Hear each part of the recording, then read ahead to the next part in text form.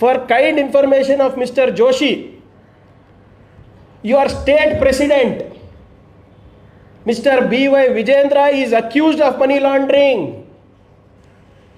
Shell company ಮುಖಾಂತರ ಕೋಲ್ಕತ್ತಾ ಇರ್ಬೋದು, ಬೇರೆ ಬೇರೆ ಕಡೆ ಇರ್ಬೋದು, ಅದ್ರ ಮುಖಾಂತರ ಅವ್ರು ಮನಿ ಲಾಂಡ್ರಿಂಗ್ ಮಾಡಿದ್ದಾರೆ ಅಂದ್ಬಿಟ್ಟು ಕೇಸ್ ಇರೋದು ಮರ್ತೋಗ್ಬಿಟ್ಟಿದ್ದೀರಾ ITನಲ್ಲಿ, EDನಲ್ಲಿ. ಹಾಂ, ಆಯ್ತಪ್ಪ, ನೀವು ಜೋಶಿ ಸಾಹೇಬ್ರೆ ಬಿಡಿ, ನಾನು ಹೇಳೋದು ಬಿಟ್ಬಿಡಿ. ನಿಮ್ಮ ಪಾರ್ಟಿದವ್ರು ಏನು ಹೇಳ್ತಾ ಇದ್ದಾರೆ ಅದು ಕೇಳ್ಕೊಳ್ಳಿ ಸಾಕು. ಈ BMTC ಬೆಂಗಳೂರಾಗ ಒಬ್ಬ ಕಂಡಕ್ಟರ್, ಅವನ ಮನೆಗೆ 10,000 ಕೋಟಿ ಗಟ್ಟಲೆ ರೊಕ್ಕ ಸಿಗ್ತಲ್ಲ, ಅಕ್ರಮ ಯಾರ್ದದು? ಅದು ವಿಜಯೇಂದ್ರ ಯಡಿಯೂರಪ್ಪಂದೇ. ಇವತ್ತು ದುಬೈಗೆ ಮೇಲೆ ಮೇಲೆ ಹಾಕಿ ಹೋಗ್ತಾರೆ ಯಡಿಯೂರಪ್ಪ. ನಮಗೆ ಎಷ್ಟು ಆಸ್ತಿ ಮಾಡಿರಿ ನೀವು, ದುಬೈದಾಗ ಎಷ್ಟು ಮಾಡಿರಿ, ಮಾರಿಷಸ್ನಾಗ ಎಲ್ಲಿ ರಿಸಲ್ಟ್ ಮಾಡಿರಿ, ಎಲ್ಲ ಕೊಡ್ತೀವಿ. ಅವರು ಜೈಲಿಗೆ ಹೋಗ್ತಾರೆ. ಮತ್ತೊಮ್ಮೆ ಕೇಳಿಸ್ಲಾ? ಮತ್ತೊಮ್ಮೆ ಕೇಳಿಸ್, ನಿಮ್ಮಿಂದಾನೇ ಸಿಕ್ಕಿರೋದು ನನಗೆ. ಈ BMTC ಬೆಂಗಳೂರಾಗ ಒಬ್ಬ ಕಂಡಕ್ಟರ್, ಅವನ ಮನೆಗೆ 10,000 ಕೋಟಿ ಗಟ್ಟಲೆ ರೊಕ್ಕ ಸಿಗ್ತಲ್ಲ, ಅಕ್ರಮ ಯಾರ್ದದು? ಅದು ವಿಜಯೇಂದ್ರ ಯಡಿಯೂರಪ್ಪಂದೇ.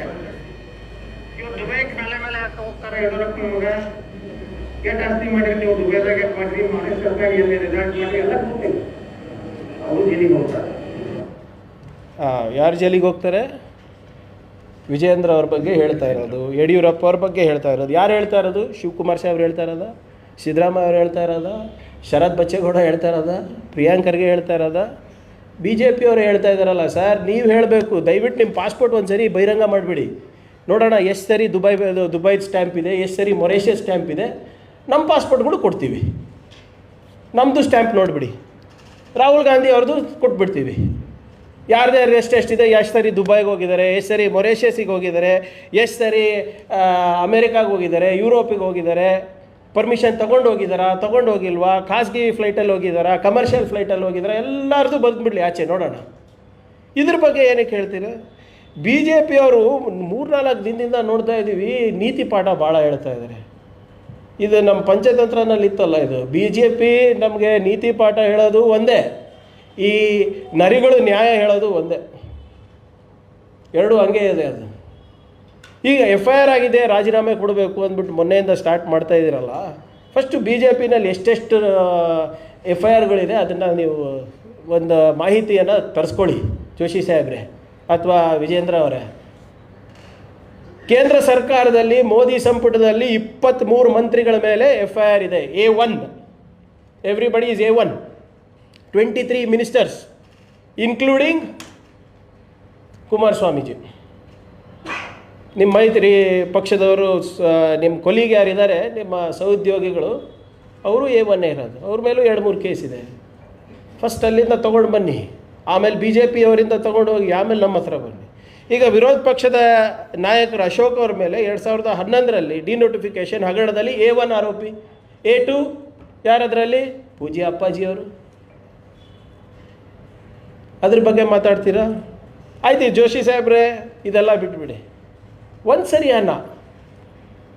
ಒಂದು ಮಗುವಿನ ಮೇಲೆ ಲೈಂಗಿಕ ಅತ್ಯಾಚಾರ ಆದಾಗ ಅದ್ರ ಬಗ್ಗೆ ಮಾತಾಡಿದ್ರೆ, ನೀವೇ ಎಷ್ಟು ಆಸಕ್ತಿನಲ್ಲಿ ಹುಬ್ಳಿನಲ್ಲಿ ಅತ್ಯಾಚಾರ ಆದಾಗ, ಒಂದು ಕೊಲೆ ಆದಾಗ ದಿನಾ ಬಂದು ಪ್ರೈಮ್ ಟೈಮ್ನಲ್ಲಿ ಕೊಡ್ತಾ ಇದ್ರಲ್ಲ, English prime time, Kannada prime time, Hindi prime time. ಯಾಕೆ ನಿಮ್ಮ ನಾಯಕರಾದಂಥ ಯಡಿಯೂರಪ್ಪ ಅವ್ರ ಮೇಲೆ ಪಾಕ್ಸ್ಕೋ ವಿಚಾರ ಬಂದಾಗ ಸುಮ್ಮನಾಗ್ಬಿಟ್ರಲ್ಲ? ಯಾಕೆ? ಅವಾಗೆಲ್ಲೋಯ್ತು ನಿಮ್ಮ ನೈತಿಕತೆ? ಯಾವ BJP ನಾಯಕರು ಮಾತಾಡೋದಿಲ್ಲ. ನೀವು ಸರ್ ನಮ್ದು ಯಾವುದೂ ಹಾಕೋದೇ ಇಲ್ಲ ಈ ವಿಚಾರ ಬಂದಾಗ. ಮಾಧ್ಯಮ ಸ್ನೇಹಿತರು, ಈ ವಿಚಾರ ಬಂದಾಗ ಎಲ್ಲ ಹಾಕ್ತೀರಾ, ಇದೊಂದು ಕಟ್ ಮಾಡಿಬಿಟ್ಟು ಹಾಕ್ತೀರಾ, ಯಾಕೋ ಗೊತ್ತಿಲ್ಲ ನನಗೆ. ಯಾರು ಕಟ್ ಮಾಡಲ್ಲ ಸರ್, ನಮ್ಮ ಪಾರ್ಟಿದವರು.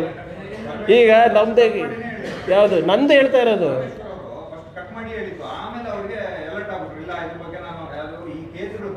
ಅದ್ರದ್ದೆಲ್ಲ ನಾನು ಹೇಳ್ತಾ ಇರೋದು. ನಾನು ಮಾತಾಡಿದಾಗ ಅನ್ಫಿಲ್ಟರ್ಡ್ ಹಾಕಿ ಅಂತ ಇದೆ ಅಷ್ಟೇ. ಅನ್ಕಟ್ಟು, ಅನ್ಫಿಲ್ಟರ್ಡು ಅಂತ ನಾನು ಕೇಳ್ಕೊತಾ ಇರೋದು, ಬೇರೆದೇನಲ್ಲ. ಒಂದು ನಿಮಿಷ, ಅದಕ್ಕೆ ಮುಗಿಸ್ಬಿಡ್ತೀವಿ. ಇದ್ರ ಬಗ್ಗೆ BJP ಅವ್ರು ಮಾತಾಡೋದಿಲ್ಲ. ಬರೀ ಒಬ್ಬರಿಬ್ಬರು ನಿಜವಾಗ್ಲೂ BJPನಲ್ಲಿ ಇನ್ನೂ ಒಂದಿಬ್ಬರು ನೈತಿಕತೆ ಇರೋರು ಇದ್ದಾರೆ ಅಂತ ನಾನು ಹೇಳ್ಬೋದಪ್ಪ. ಅವರೇ ಹೇಳ್ತಾರೆ, ನಿಜವಾಗ್ಲೂ ಅವ್ರಿಗೇನಾದರೂ ನಾಚಿಕೆ ಶರಮ್ ಇದ್ದರೆ ಅವರು ಸ್ಟೇಜೇ ಹತ್ತಬಾರ್ದು ಅಂತ ಹೇಳ್ತಾರೆ. ಅವಾಗಲೂ ಯಡಿಯೂರಪ್ಪ ಅವ್ರ ಬಗ್ಗೆ ಮಾತಾಡಿದಾಗ ವಿಪಕ್ಷ ನಾಯಕರು ಗಪ್ಚುಪ್ ಕೊಡ್ತಾರೆ, ವಿಜೇಂದ್ರ ಅವ್ರು ಗಪ್ಚುಪ್ ಕೊಡ್ತಾರೆ. ಬೇರೆಯವರೆಲ್ಲರೂ ಕೂಡ ಸುಮ್ಮನಿರ್ತಾರೆ. ಯಾಕೆ ಮಾತಾಡೋದಿಲ್ಲ? ಬಿ ಜೆ ಪಿ ನಾಯಕರೇ ಹೇಳ್ತಾ ಇರೋದು, ಯಡಿಯೂರಪ್ಪ ಅವರು ಯಾವುದೇ ಪಕ್ಷದ ವೇದಿಕೆ ಹತ್ತಬಾರ್ದು, ಸಾರ್ವಜನಿಕರಲ್ಲಿ ಯಾವುದಾದ್ರೂ ವೇದಿಕೆ ಇದ್ದರೆ ಹತ್ತಬಾರ್ದು ಅಂತ ಹೇಳಿದ್ರಾಗ ಇವ್ರು ಯಾರೂ ಡಿಫೆಂಡ್ ಮಾಡಲ್ಲ. ಯಾಕೆ? ಇವತ್ತು ಇದ್ರ ಬಗ್ಗೆ ನಿಮ್ಮ ಒಪಿನಿಯನ್ ಏನಿದೆ ಇವರೇ ಜೋಶಿ ಸಾಹೇಬ್ರೆ? ಬರೀ ಸೋನಿಯಾ ಗಾಂಧಿ, ರಾಹುಲ್ ಗಾಂಧಿ, ಸಿದ್ದರಾಮಯ್ಯ ಅವ್ರ ಬಗ್ಗೆ ಮಾತಾಡ್ತೀರಲ್ಲ, ಮುನಿರತ್ನ ವಿಷಯ ಬಂದಾಗ ಯಾಕೆ ಸೈಲೆಂಟ್ ಆಗಿದ್ದೀರಾ? ಬಿ ಜೆ ಪಿಯವ್ರು ಯಾರಾದರೂ ಒಬ್ಬರನ್ನ ಮಾತಾಡೋದು ಕೇಳಿದ್ದೀರಾ? ಏನಂತಾರೆ ವಿಜೇಂದ್ರ ಅವರು, ಅಶೋಕ್ ಅವರು, ಮುನಿರತ್ನ ಅವ್ರ ಬಗ್ಗೆ ಡಿಫೆಂಡ್ ಮಾಡ್ಕೊಂಡ್ರಿ. ನಾಚಿಕೆ ಬರಲ್ವ ನಿಮಗೆ? ಡಿಫೆಂಡ್ ಮಾಡ್ಕೊಂಡಿದ್ದೀರಾ ಇಂಥ ವ್ಯಕ್ತಿಗೆ.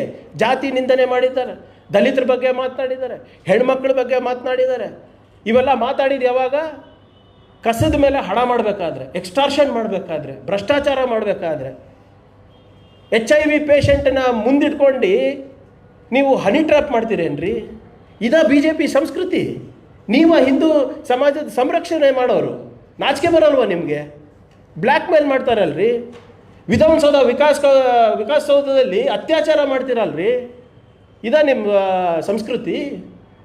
ನೀವು ಧರ್ಮ ರಕ್ಷಕರಾ? ಇದ್ರ ಬಗ್ಗೆ ಮಾತಾಡಿದಾರ? ಒಬ್ಬ ಬಿ ಜೆ ಪಿ ಲೀಡ್ರು ಇಂಥವ್ರಿಗೆ ಯಾಕ್ರಿ ನಮ್ಮ ಪಾರ್ಟಿನಲ್ಲಿ ಇಟ್ಟಿದ್ದೀರ, ಇವ್ರಿಗೆ ಕಿತ್ತು ಬಿಸಾಕ್ಬೇಕು ಇಂಥವನಿಗೆ ಅಂತ ಬಂತ ಬಾಯಿನಲ್ಲಿ ಯಾರು ಬಂದ್ರು? CT ರವಿ ಅವರು, ರವಿಕುಮಾರ್ ಅವರು, ವಿಜೇಂದ್ರ ಅವರು, ಅಶೋಕ್ ಅವರು ಎಲ್ಲರೂ ಮುನಿರತ್ನ ಡಿಫೆಂಡ್ ಮಾಡ್ತಾ ಇದ್ದಾರೆ. ಯಾಕಪ್ಪ, ನಿಮ್ಮದು ಸಿಡಿ ಇದೆಯಾ ಏನಾದರೂ? ನೀವು ನೈತಿಕತೆ ಬಗ್ಗೆ ಮಾತಾಡ್ತಾ ಇದ್ದೀರಾ? Are you speaking on moral grounds? Do you have any of it left, any morals left in you? ನಾಚಿಕೆ ಆಗಬೇಕು. ಯಾಕೆ ಇಷ್ಟು ಭಯ ಆಗ್ತಾ ಇದೆ ಮುನಿರತ್ನ ಕಂಡ್ರೆ? ನೀವು ಸ್ಟೇಜ್ ಮೇಲೆ ಸಿದ್ದರಾಮಯ್ಯ ಅವ್ರ ವಿರುದ್ಧ ಹೇಳ್ತಿರಲ್ಲ, ತಾಕತ್ತು ದಮ್ಮು ಅಂತ ಹೇಳಿ ಹೇಳಿ ಹೇಳಿ ಎಲೆಕ್ಷನ್ ಸೋತ್ರಿ. ಎಲ್ಲೋಯ್ತು ಈಗ ನಾವು ವಿರೋಧ ಪಕ್ಷದಲ್ಲಿ ಇದ್ದೀರಲ್ಲ. ಯಾಕೆ ಬಿ ಜೆ ಪಿಯವರು ಈ ದೇವರಾಜ ಅರಸ್ ಟ್ರಕ್ ಟರ್ಮಿನಲ್ ಬಗ್ಗೆ ಸುಮ್ಮನಿದ್ದಾರೆ? ಆ ದುಡ್ಡು ಎಲ್ಲೆಲ್ಲಿ ಹೋಗಿದೆ ಗೊತ್ತಾ? ಡೆಲ್ಲಿ ತನಕ ಹೋಗಿದೆ.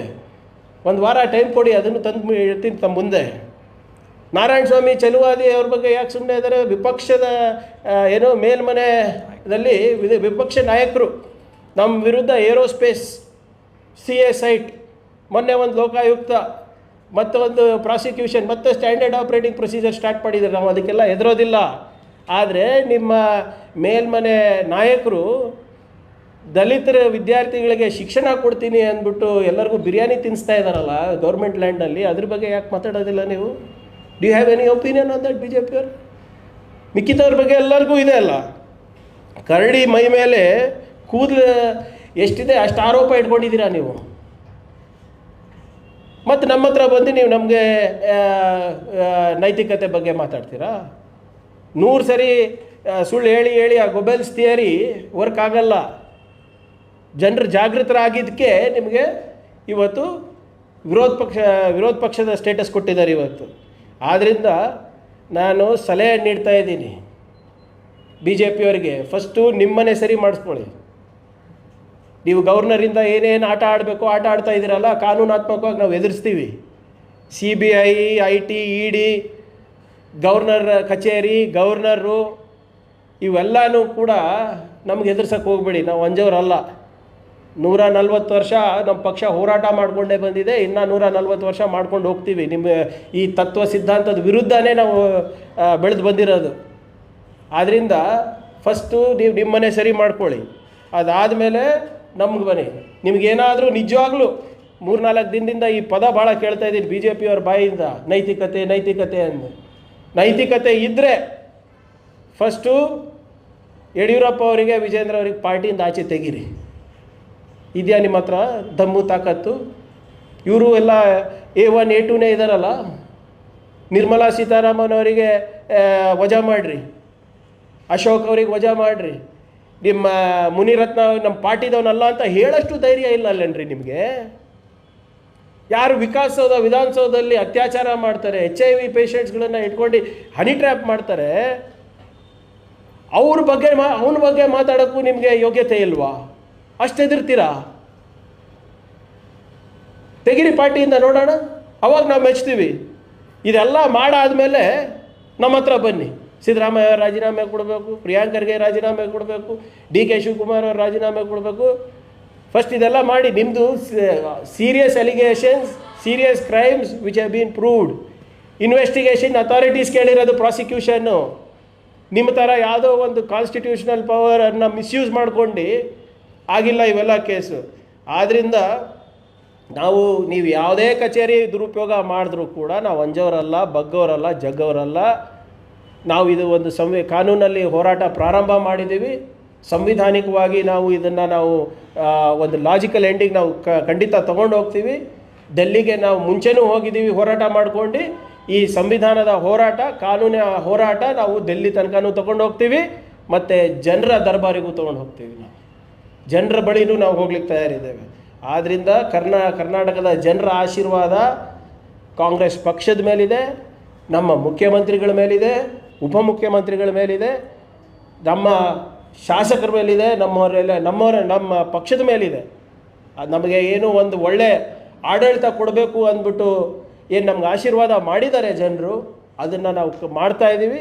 ಅದನ್ನು ಇನ್ನೂ ಹೆಚ್ಚಾಗಿ ನಾವು ಮುಂದುವರಿಸ್ತೀವಿ ಅಂತ ಹೇಳ್ತಾ, ಮತ್ತೊಮ್ಮೆ BJPಯವರು ನಿಜವಾಗ್ಲೂ ನೈತಿಕತೆ ತೋರಿಸ್ಬೇಕು ಅಂದರೆ ಇವರೆಲ್ಲರಿಗೂ ಫಸ್ಟು ಪಕ್ಷದಿಂದ ಉಚ್ಚಾಟನೆ ಮಾಡಿಬಿಟ್ಟು ನಮ್ಮ ಹತ್ರ ಬರಲಿ ಅಂತ ಕೇಳಲಿಕ್ಕೆ ತಮ್ಮ ಮುಖಾಂತರ ನಾನು ಹೇಳಿಕ್ಕೆ ನಾನು ಬಯಸ್ತಾ ಇದ್ದೀನಿ. Thank you.